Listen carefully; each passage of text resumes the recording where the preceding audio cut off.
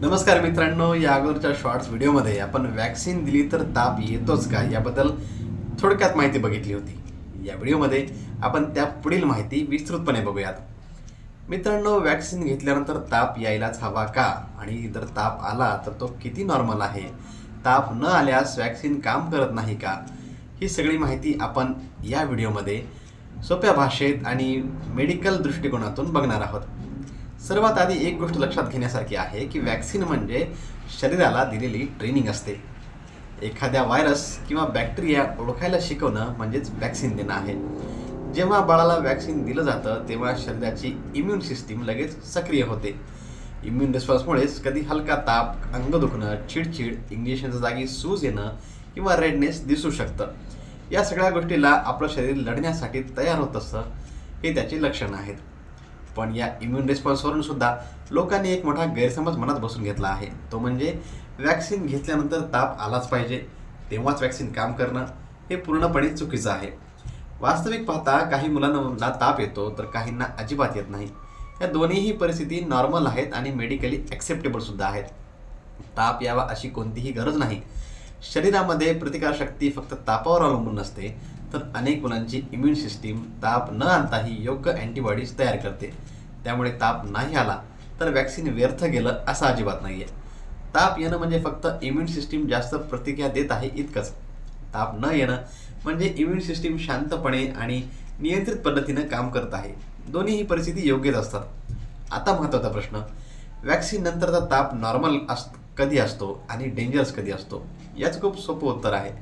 जर ताप 100 ते 101 डिग्री फॅरेनहाईटच्या आसपास असेल, बाळ थोडं चिडचिड करत असेल, थोडं अंग दुखत असेल, पण दूध पित असेल, हलक्या हालचाली करत असेल, तर हा ताप पूर्णपणे नॉर्मल रिॲक्शन आहे.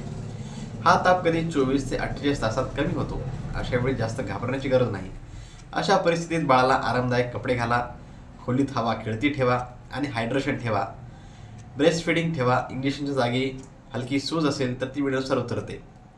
पॅरासिटामॉलबद्दलही अनेक गैरसमज आहेत. वॅक्सिन घेतल्यानंतर लगेच पॅरासिटामॉल द्यायचं का? साधारण नियम असा की जर बाळ अनकम्फर्टेबल असेल, ताप 101 डिग्री फॅरेनहाईटच्या पुढे जात असेल, बाळाला त्रास सहन होत नसेल, तर डॉक्टरांनी सांगितलेल्या डोसनुसार पॅरासिटामॉल देता येतं. पण इथेही एक गोष्ट लक्षात ठेवा, पॅरासिटामॉल हा डोस केवळ वजनावरती अवलंबून असतो. अतिप्रमाणात डोस दिला तर हा धोकादायक ठरू शकतो. वॅक्सिन दिल्यानंतर डेंजरस साईट कोणते आहेत ते आता बघूयात. जर वॅक्सिन नंतर बाळ खूपच सुस्त होत असेल, आईचा चेहरा ओळखत नसेल, बाळाची हालचाली कमी होत असतील, बाळ सतत रडत असेल आणि शांत होत नसेल, ताप 103 डिग्री फॅरेनहाईटपेक्षा जास्त असेल, रिपीटेड व्हॉमिटिंग असेल, रॅश किंवा ॲलर्जीसारखं काही दिसत असेल, तर ही लक्षणं दुर्लक्षित करू नका. अशा प्रसंगी डॉक्टरांचा सल्ला तात्काळ घ्यावा. पालकांना पुढचा प्रश्न पडतो की वॅक्सिन रिॲक्शन डेंजरस होऊ शकतात का? पण अशा प्रतिक्रिया अत्यंत दुर्मिळ असतात. सिरियस ॲलर्जिक रिॲक्शन ह्या फारच कमी प्रमाणात दिसतात. म्हणून वॅक्सिन घेतल्यानंतर 20 ते 30 मिनिटं बाळाला दवाखान्यामध्ये अंडर ऑब्झर्वेशन ठेवलं जातं. एक सामान्य शंका, वॅक्सिननंतर ताप आला नाही तर इम्युनिटी कमजोर आहे का? तर नाही. इम्युनिटी ही तापावर अवलंबून नसते, तर अँटीबॉडीज तयार होणं हा शरीराचा सायंटिफिक प्रोसेस आहे. ताप नसतानाही इम्युन सिस्टीम उत्तम प्रकारे काम करू शकतं. त्यामुळे ताप न आल्याने वॅक्सिन कमी प्रभावी होत नाही.